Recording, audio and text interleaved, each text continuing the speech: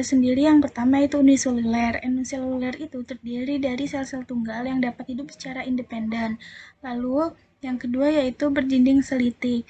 Nah, dinding sel pada kritidiales ini terbuat dari selulosa yang berbeda dari dinding selitik fungi lainnya yang terbuat dari kitin. Lalu yang ketiga yaitu flagela. Spesies kritidiales ini memiliki flagela yang merupakan struktur yang digunakan dalam pergerakan. Lalu, yang terakhir yaitu bersifat saprofitik. Beberapa kritidiales bersifat saprofitik yang artinya mereka mendekomposisi materi organik mati, sementara yang lain dapat menjadi parasit pada organisme lain, termasuk tanaman dan hewan seperti katak. Lalu, reproduksi aseksual pada Chytridiales ini terjadi melalui pelepasan zoospora yang diperoleh melalui mitosis. Sedangkan pada reproduksi seksualnya, yaitu gamet jantan bergerak ke arah gamet betina yang tidak bergerak. Lalu pada saat ini akan memunculkan oogami pertama. Lalu akan membentuk oogonia yang menghasilkan telur dan antheridia yang menghasilkan gamet jantan. Setelah dibuahi, zigot menjadi oospora yang berbentuk kista atau motil yang pada akhirnya menjadi spora istirahat yang nantinya akan berkecambah dan menimbulkan zoosporangia baru. Setelah dilepaskan dari spora istirahat yang berkecambah, zoospora mencari substrat yang cocok untuk pertumbuhan menggunakan kemotaksis atau fototaksis. Beberapa spesies membentuk kista dan berkecambah langsung pada substrat. Setelah berkecambah, enzim yang dilepaskan dari zoospora mulai memecah substrat dan menggunakannya untuk menghasilkan talus baru. Pertumbuhan berlanjut hingga sejumlah zoospora baru siap dilepaskan.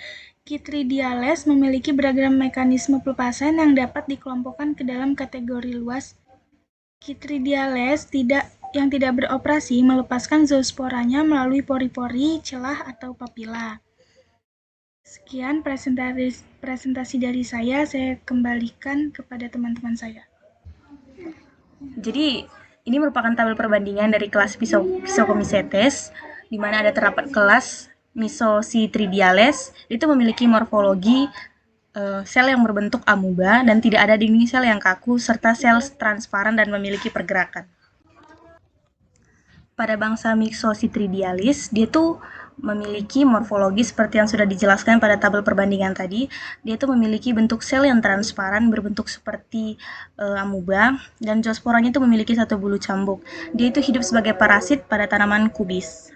Nah, siklus hidupnya itu dia tuh memiliki siklus hidup yang melibatkan beberapa tahap pada inang pertumbuhan.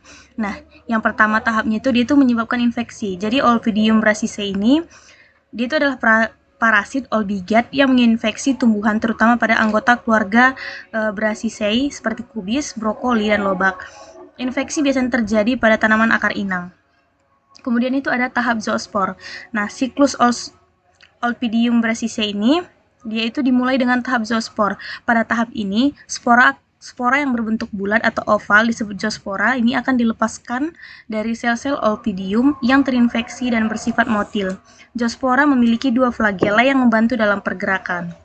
Kemudian dia itu akan bergerak mencari inang. Jadi zoospora yang dilepaskan tadi akan mencari inang yang baru untuk menginfeksi. Kemudian mereka akan merespon sinyal kimia yang dikeluarkan oleh akar tumbuhan inang. Setelah itu, dia itu akan mulai menginfeksi akar. Setelah menemukan akar tanaman yang cocok, maka zoospora ini akan melekat pada permukaan akar dan membentuk kista. Jadi kista ini merupakan struktur yang melindungi Ovidium brassicae yang memungkinkan untuk melepaskan zoospora yang akan menembus sel inang. Kemudian zoospora ini akan menembus sel akar inang dan memulai mengambil nutrisi dari sel-sel tersebut. Proses ini dapat merusak sel-sel tumbuhan dan menyebabkan gejala penyakit pada pertumbuhan akar yang terhambat. Nah, kemudian di dalam sel tubuh inang, Ovidium brassicae ini akan berkembang dan berkembang biak. Mereka akan dapat membentuk banyak zoospora baru di sel inang tersebut. Setelah dia itu melakukan proliferasi dan perkembangan yang cukup, maka zoospora ini yang baru akan dilepaskan dari sel inang yang terinfeksi dan mencari inang yang baru untuk menginfeksi lagi. Maka proses ini akan berlanjut dan menyebabkan penyebaran infeksi lebih banyak ke tanaman populasi. Selanjutnya adalah blastoclad radialis, di mana morfologinya itu dia tuh sel-selnya itu uniselular, terus itu memiliki flagella, di mana flagella ini digunakan untuk bergerak di dalam air. Terus micelumnya itu bercabang-cabang. Yang dimaksud dengan miselium itu adalah kumpulan dari hifa. Ini bisa dilihat pada gambar miseliumnya itu banyak cabang-cabangnya. Jadi blastoclad radialis ini dia itu bereproduksi secara seksual dan aseksual dengan pembelahan sel atau pembentukannya dengan zoospora. Nah, terlihat contohnya siklus hidup pada Alomises, di mana pada fase gametofit ini dia tuh menghasilkan dua gametanium, di mana gametanium itu merupakan organ yang menghasilkan gamet pada tumbuhan tingkat rendah. Nah, dia itu ada male gametanium dan juga female gametanium. Kalau female itu untuk betina dan male itu yang untuk sel gametnya. Nah, pada saat ini kalau misalnya mereka sudah matang, mereka akan keluar. Nah, setelah keluar mereka akan terjadi fertilisasi, di mana fertilisasi ini ketemunya gamet jantan dan betina. Terus menghasilkan zigot. Nah, kenapa dia 2N? Kan tadi yang female dan male itu kan 1N plus 1N, jadi dia menghasilkan zigot yang hasilnya haploid. Nah, setelah menjadi zigot, dia akan berkembang menjadi yang sporofit atau menjadi sporofit yang muda, yang bersifatnya haploid juga. Nah, di mana pada sporofit muda ini dia akan terus berkembang menjadi sporofit yang dewasa. Terus sporofit ini juga dia menghasilkan dua sporangium, di mana yang satunya itu zoosporangium atau disebut juga nitosporangium. Terus ada resistan sporangium atau meiosporangium.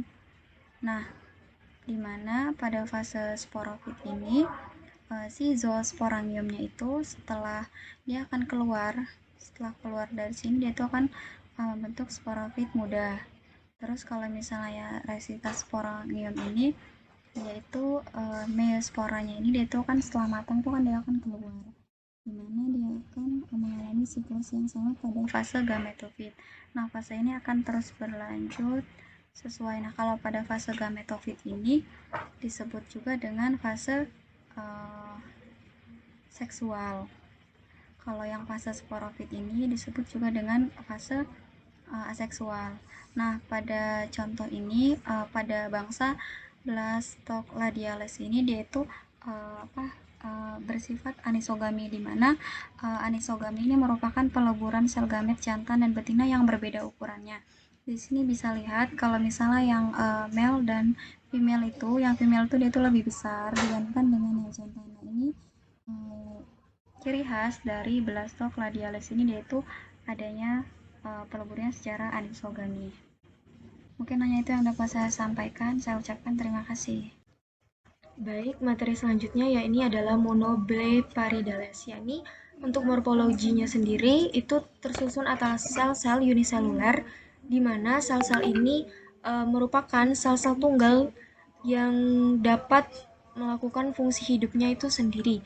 Kemudian memiliki flagella, di mana pada beberapa anggota dari monoblepharidales ini itu memiliki flagella dengan struktur cambuk yang digunakan untuk pergerakan dalam lingkungan di air.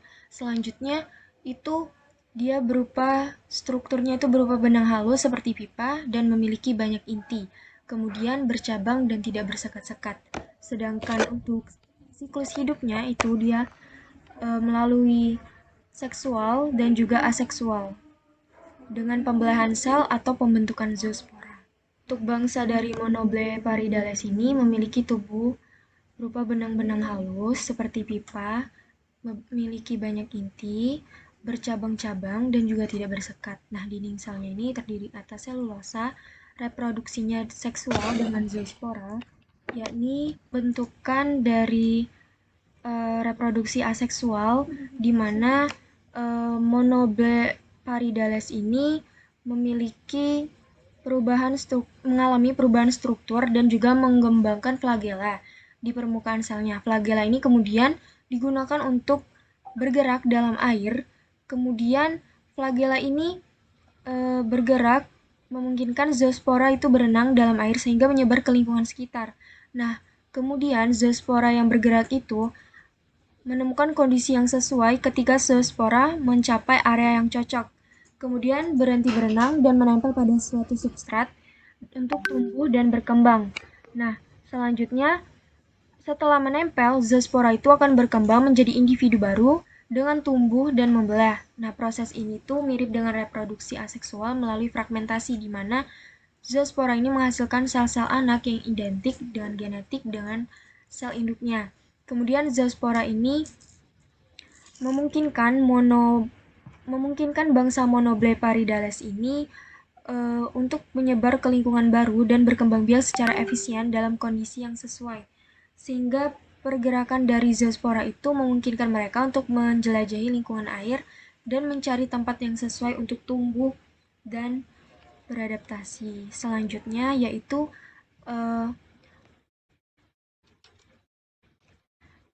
yakni proses oogami, di mana proses oogami ini merupakan reproduksi seksual yang melibatkan antara sel kelamin pria dan juga sel kelamin betina. Nah, proses ini umumnya diawali dengan sel kelamin jantan dan juga kelamin betina itu dibentuk melalui proses yang dinamakan gametogenesis. Nah, sperma ini biasanya memiliki perbedaan ukuran dengan sel telur, di mana sel telur itu lebih besar dan lebih sedikit dibandingkan dengan sperma yang biasanya kecil dan juga bergerak. Selanjutnya, antara sel sperma dan juga sel telur ini mengalami proses oogami, yakni fertilisasi yang merupakan tahapan di mana sperma dan sel telur ini bertemu. Nah, biasanya ini terjadi di lingkungan yang sesuai seperti di dalam tubuh betina pada banyak spesies. Kemudian sperma dan kelamin jantan ini memungkinkan mereka untuk bergerak cepat. Baik, yang selanjutnya yaitu bangsa Oomycetes. Bangsa ini adalah jamur masa air. Mempunyai ciri-ciri yaitu miselium terdiri dari hifa-hifa yang tidak bersekat, bercabang-cabang, dan mengandung banyak inti. Lalu dinding selnya itu terdiri dari selulosa. Nah, siklus hidup dari Oomycetes ini saya mengambil spesies Saprolegnia parasitica, yaitu melalui seksual dan aseksual dengan pembelahan sel atau pembentukan oospora. Siklus hidup dari Saprolegnia parasitica ini dimulai dari tumbuhan dewasa Saprolegnia ini. Lalu mereka ini mengalami pembelahan meiosis, lalu menghasilkan 4 inti sel. Lalu di dalam oogonium ini dibentuk sel telur, sedangkan di dalam antheridium ini tidak terbentuk sel sperma, tetapi terdapat banyak inti. Nah, jika antheridium ini bersentuhan atau menempel dengan oogonium, akan menghasilkan saluran fertilisasi yang akan menembus oogonium dan menyediakan jalan bagi perpindahan inti.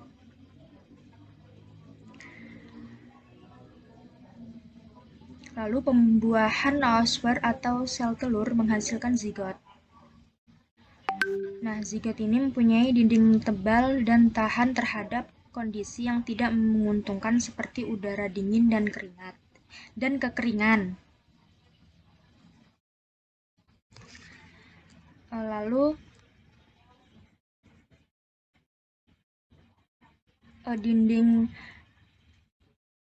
dinding tebal ini akan pecah dan mengeluarkan Zigot.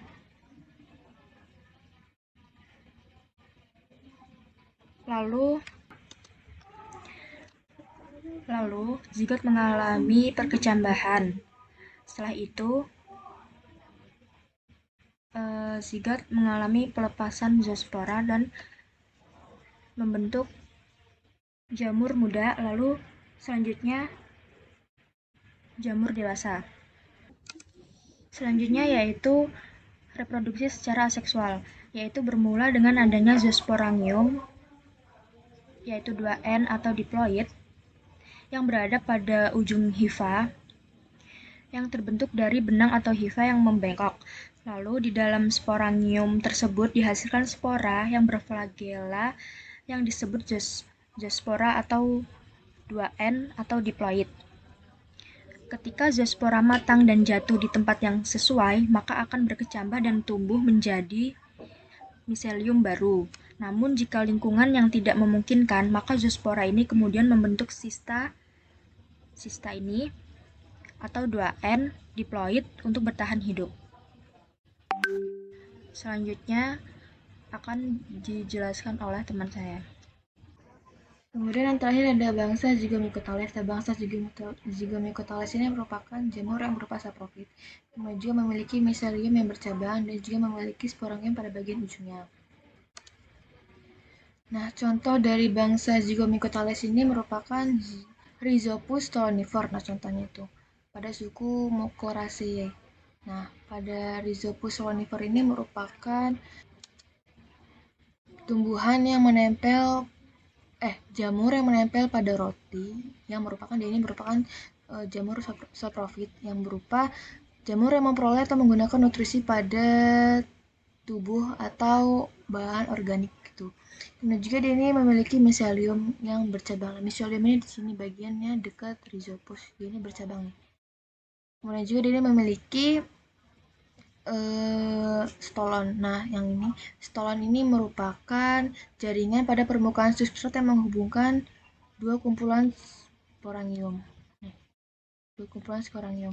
Kemudian juga dia ini memiliki sporangiofor. Nah, sporangiofor ini merupakan talus yang tumbuh tegak pada permukaan substrat yang memiliki spora ngiobular atau spora yang berbentuk bulat di sini nih. Di bawah sporangium ini dia tuh kayak bulatan lonjongan, itu namanya spora ngiobular. Kemudian juga ada sporangium. Nah, sporangium ini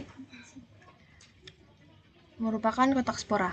Kemudian juga di sporangium ini ada spora. Nah, spora ini dia ini isinya tuh bulat, kemudian berdinding dan banyak inti seperti ini. Kemudian pada reproduksinya itu melalui seksual dan aseksual dengan pembelahan sel atau pembentukan zoospora. Kemudian pada daur hidup Rhizopus stolonifera ini pertama dimulai pada talus positif dan negatif yang dimana saling berdekatan. Kemudian juga nanti dia inti selnya ini tipenya itu haploid. Kemudian dia akan mengalami plasmogami. Nah, plasmogami ini peleburan dari membran sel yang tadinya terpisah menjadi bergabung. Kemudian akan terbentuknya zigosporangium muda atau heterokaryotik. Nah, heterokaryotik ini merupakan reproduksi secara generatif pada fungi. Ketika heterokaryotik ini terjadi, akan terbentuk zigosporangium. Nah, ini zigosporangium, kemudian dia akan terjadi.